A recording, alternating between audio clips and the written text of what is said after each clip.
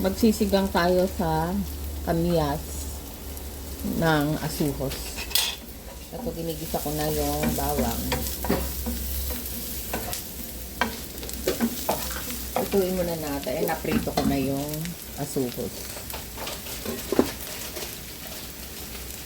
Ituin muna natin sandali yung bawang. Sunod natin yung kamatis.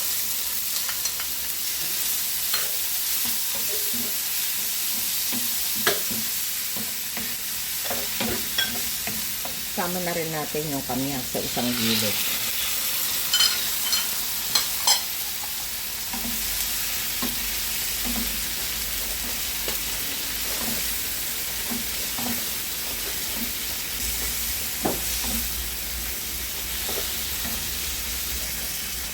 Lagyan natin ng paminta.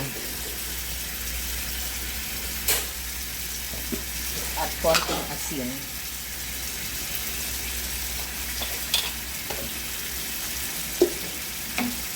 Lutuin muna natin yung kamatis at kamyas. Kaya luto na yung kamyas at yung kamatis. Lagyan natin ng sabaw.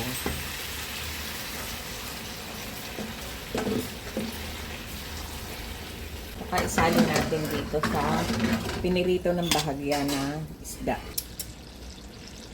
Ayan, sinalin na natin dito sa piniritong isda. Sama natin yung talbos at dahong sibuyas.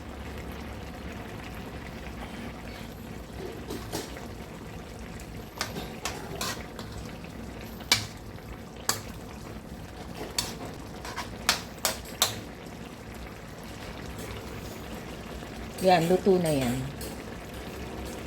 Luto na.